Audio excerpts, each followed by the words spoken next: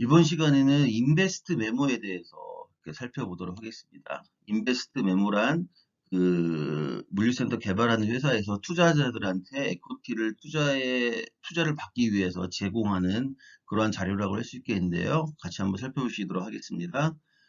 먼저 부지 확보를 하게 되고, 그리고 가설계, 손익분석 등이 완료가 되면은 IM이라고 하는 방금 설명드린 인베스트 메모를 작성을 한 다음에 투자자들에게 배포를 하고 설명을 하게 됩니다. 이러한 인베스트 메모 자료에는 입지 분석과 시장 분석, 물류센터 설계, 그리고 재무 분석과 관련된 그러한 내용들이 여기에 담기게 됩니다. 그러면은 물류센터 투자자들이 이 내용을 보고 여기에 투자하면은 내가 투자금 대비 돈을 얼마나 벌 수 있겠다 이런 판단을 한 다음에 투자를 진행하는 그런 과정을 거치게 됩니다.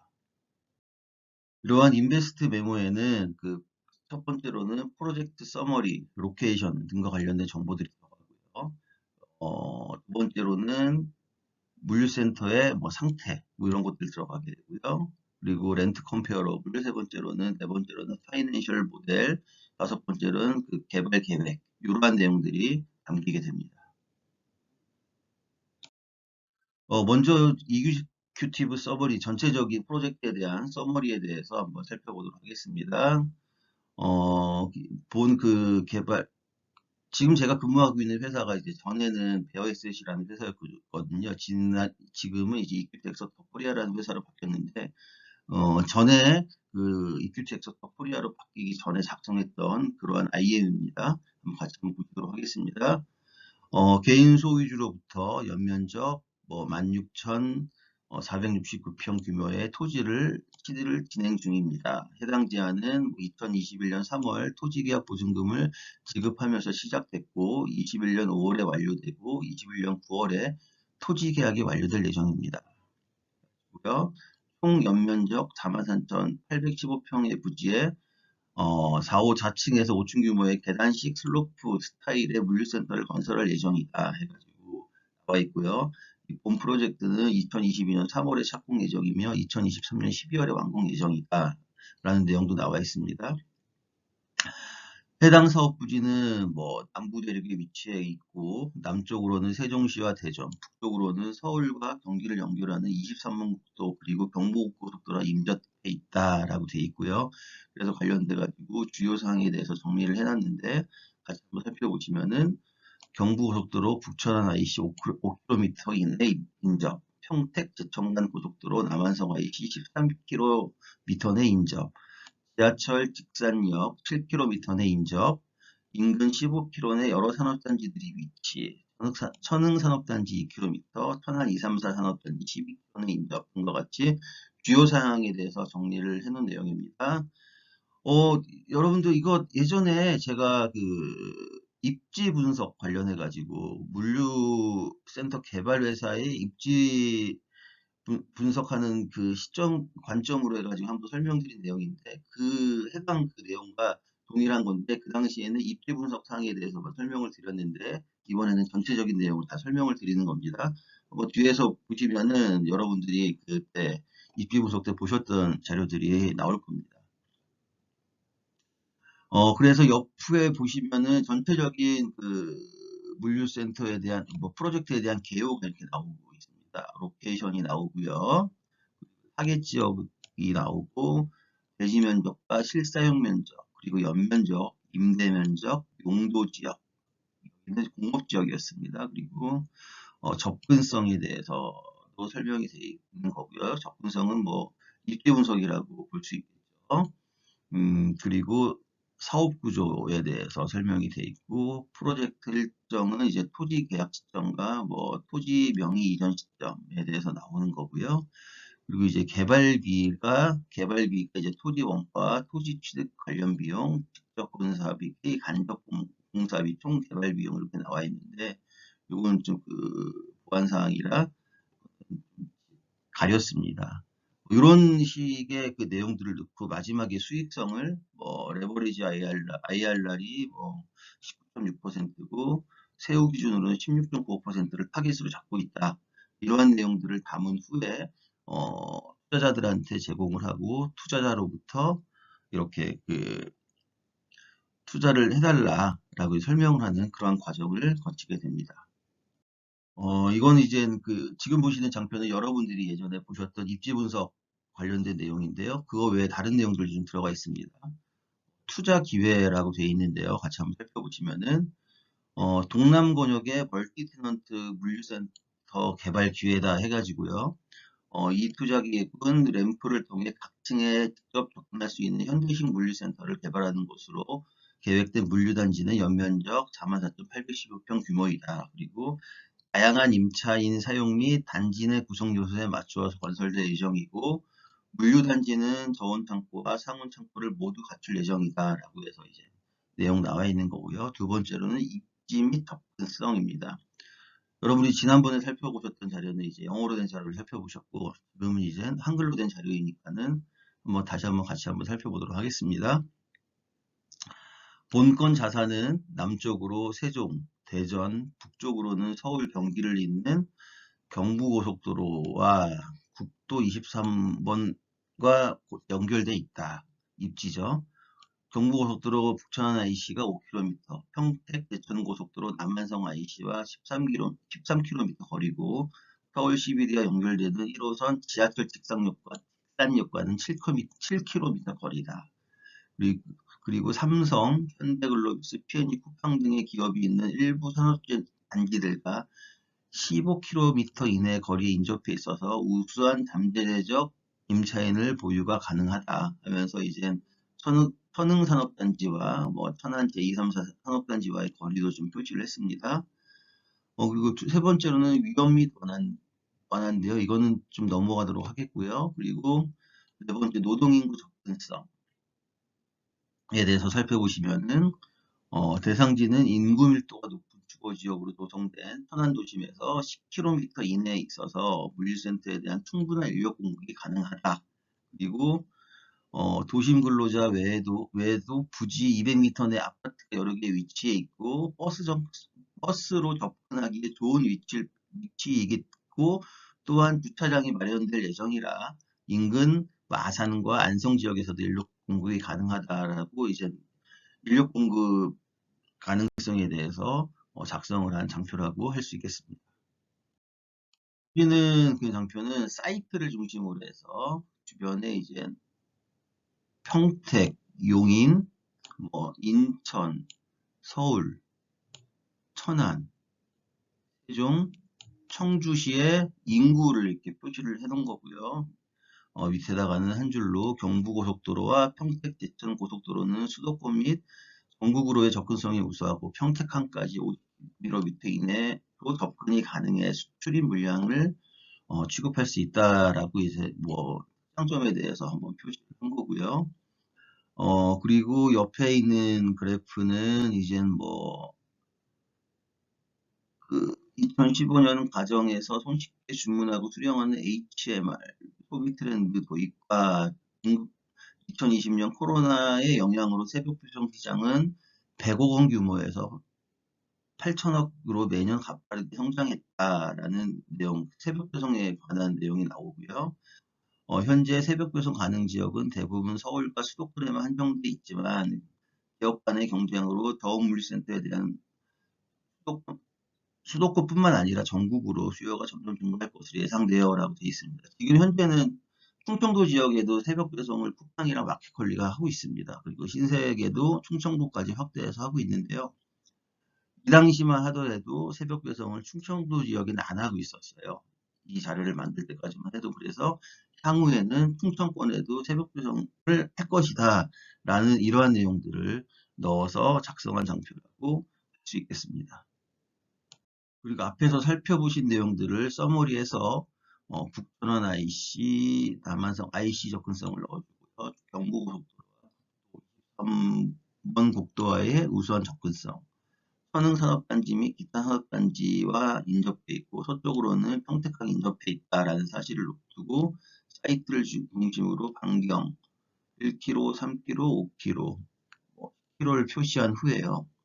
주요 내용에 대해서 작성한 장표라고 할 수 있죠. 이거 제가 지난번에 입지 분석할 때 설명을 드렸습니다. 그래서 여기서 라우트 1은 뭐 천안 IC까지의 접근성, 라우트 2는 그 남한성 IC까지의 접근성을 적어 놓은 거고요. 주변의 산업단지들이 어떤 것들이 인근에 위치해 있기 때문에 이 산업단지 안에 있는 기업들이 여기에 임대할 가능성이 있다라는 사실을 이렇게 정리한 장표라고 할 수 있겠습니다. 예, 위치 사진 및 그 요약을 하는 장표인데요. 소재지, 총면적, 어,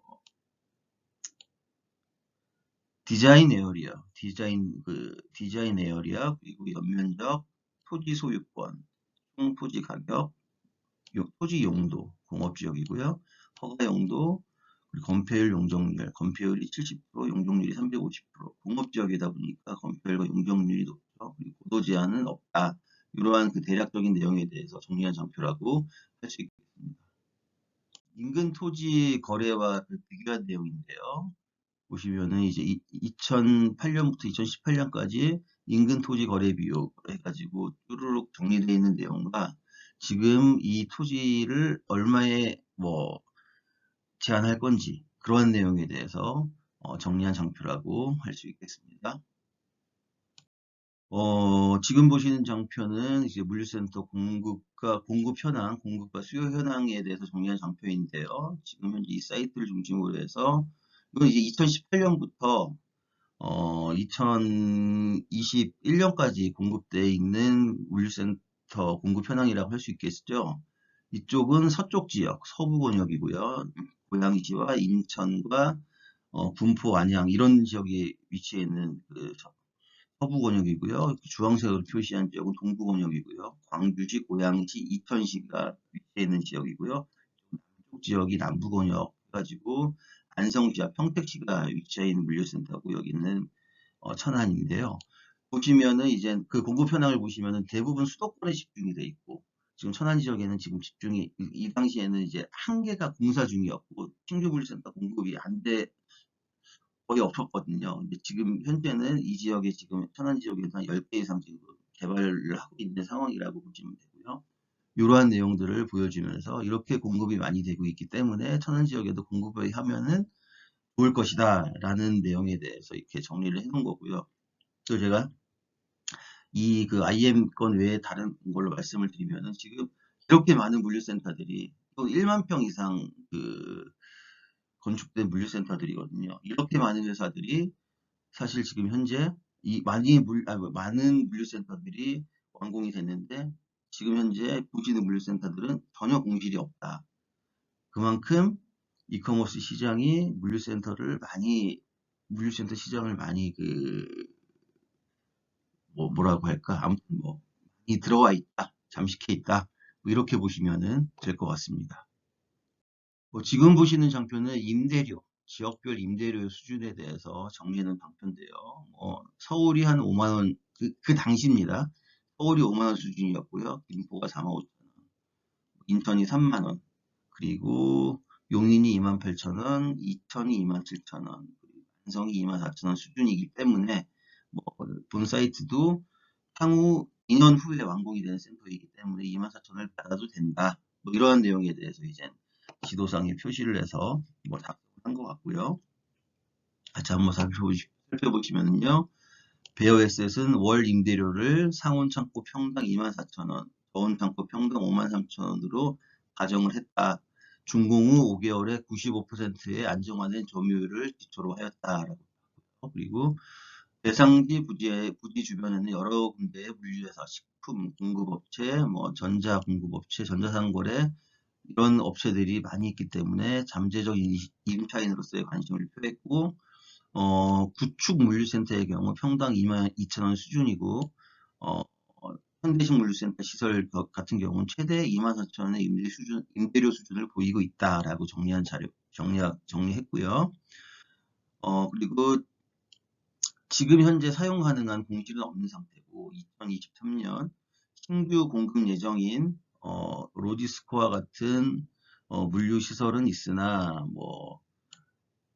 코비드19로 인한 강력한 시장 수요로 이러한 공급은 해당 부지가 임대 활동을 시작하기 전에 충분히 채워질 것으로 예상이 된다라고 했는데 사실 지금 여기 보시는 로지스코와 같은 경우가 쿠팡이 지금 이미 뭐 사전 계약해서 임차를 한 상태고요. 6만 평이었거든요. 6만 평 물류센터인데 사실 이 물류센터가 설계될 당시에는 상온이 60%, 저온이 40%였어요. 근데 쿠팡이 마스터리스를 계약을 하면서 이거 전부 다 상온으로 바꿔라라고 이제 시행사한테 제안을 한 거거든요. 그래서 그 창고주의 입장에서는 뭐 손익률에 좀 문제가 발생이 하겠지만 쿠팡 같은 회사들이 장기 임차를 하게 되면은 anyway 뭐 나중에 exit할 때 단가가 올라갈 수 있으니까 전부 다 상온으로 다 전환해가지고 설계 변경해가지고 지금 공사를 하고 있는 그러한 물류센터라고 할 수 있겠습니다. 마지막으로는 뭐 베어에셋은 강력한 임차 수요를 바탕으로 2024년 10월 목표보다 먼저 분권 다산의 임대차가 완료될 것을 예측하고 있다라고 정리해 놓은 장표라고 할 수 있겠습니다. 보시는 장표는 이제 그 사이트를 중심으로 해가지고 그 임대료를 그 비교해 놓은 장표라고 할 수 있겠습니다. 천안 지역에 뭐 비교할 만한 물류센터가 몇 개 없기 때문에 안성이나 평택까지 같이 이렇게 정리한 장표고요. 초록색으로 표시되어 있는 게 지금 현재 있는 그 이그지스팅 현재 있는 물류센터, 그리고 노란색으로 표시된 게 지금 현재 공사 중인 물류센터, 그렇게 해서 표시를 해서 전체적으로 사이트를 중심으로 해서 한 10개 정도를 이렇게 표시를 해 놓은 그러한 장표라고 할 수 있겠습니다. 임대료 수준을 보시면은 뭐 구축 같은 경우는 22,000원 수준도 있고요.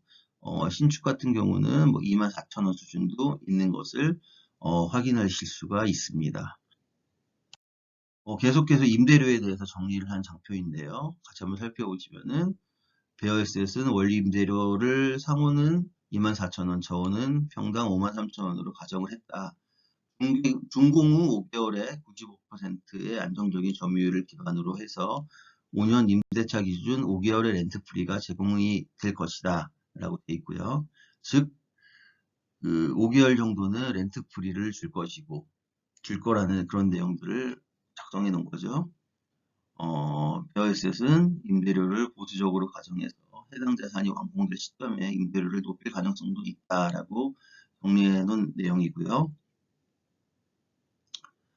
천안 지역은 충청권 전체의 수요를 망라하고 있으나 본권 자산은 수도권 수요도 충족시킬 수 있고 남한성 IC와 또 가까운 곳에 위치해 있기 때문에 만성, 즉 수도권과도 인접해 있다는 내용들에 대해서 정리를 한 거고, 아래 표는 천안과 안성 지역에 위치한 물류센터인데 평당 22,000원에서 25,000원 수준에 형성돼 있다라고 정리해 놓은 장표인데요. 한번 물류센터들을 한번 살펴보시면은 임대료 수준이 뭐 22,000원부터 뭐 24,000원까지 이렇게 분포가 되어 있는 거, 25,000원까지도 이렇게 분포가 되어 있는 걸 확인을 하실 수가 있고요. 위에 있는 업체를 보면은 뭐 SLP라든지 롯데글로벌로지스, 판코스, 롯데글로벌로지스, 용마로지스, 뭐 이런 쿠팡이라든지 토니모리 이런 업체들이 입주를 해 있는 사실을 이렇게 확인할 수가 있습니다.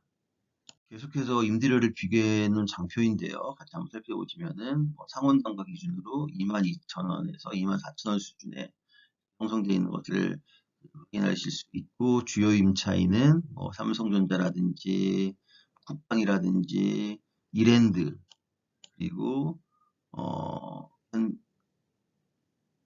현대 엘리베이터, 그리고 대성 하이테크 같이 자가 사용하는 업체들도 있는 것을 확인할 수가 있고요. 지금 현재 공사 중인 물류센터들 보시면은 목천 소사리, 서북구 백석동, 로지스코아, 아까 전에 말씀드린 거죠. 이런 천안 지역에는 소규모, 조그마한 물류센터들 아니면은 로지스코아 같은 대형 물류센터들이 공사 중이다. 3개 정도밖에 안 되니까는 다른데 이제 이천 지역에 이제 공사 중인 물류센터들도 가져와서 같이 비교해 놓은 장표라고 할 수 있겠습니다. 지금 보시는 장표는 물류센터 캠레잇을 비교해 놓은 장표라고 할 수 있겠습니다.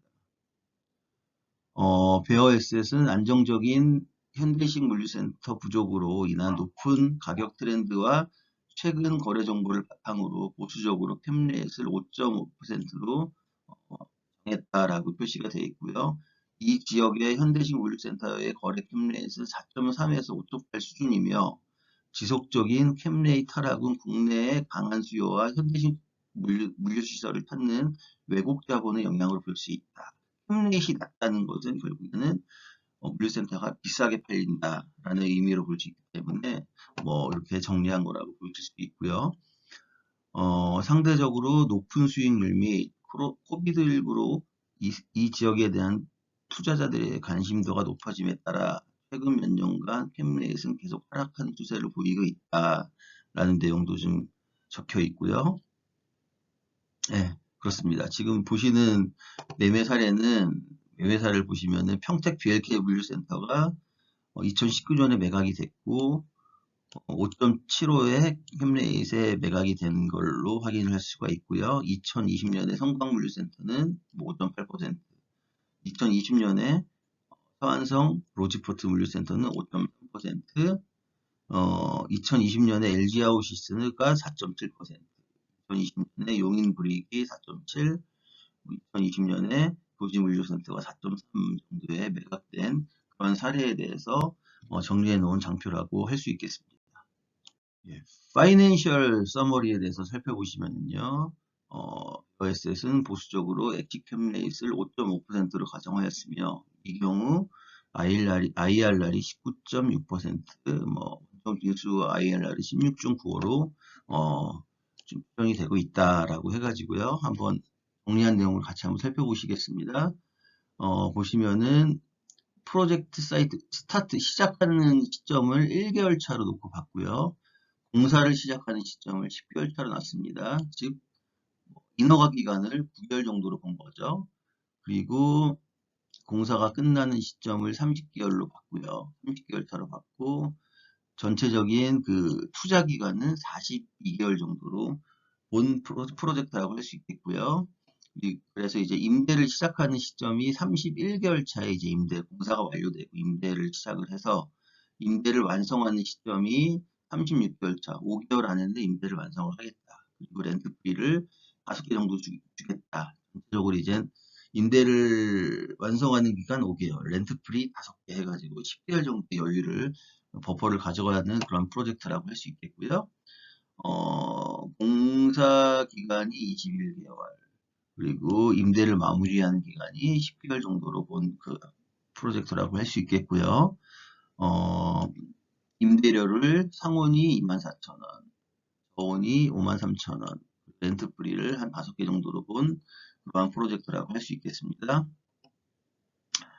보시면은 여기서 이제 그 전체적으로 펀딩 받는 거에 대해서 보시면은 디벨로퍼 에쿼티 자본금은 30%, 공사비는 한 70%로 놓은 프로젝트를 할 수 있겠는데 대부분의 이제 그 국내 시행사들 같은 경우는 어떤 식으로 투자를 하냐면은 땅값을 계약만 하고 인허가가 완료되면은 그 자사운용사나 이런 데 증권사를 통해서 브릿지 대출을 받아가지고 나머지 이제 잔금을 치르고요. 그리고 또 PF 대출을 받아가지고 공사비와 이제 운영비를 충당하는 구조인데 저희 회사 같은 경우는 외국에서 투자를 받기 때문에 에코티 투자 비율이 상당히 높은 편이라고 할 수가 있겠습니다.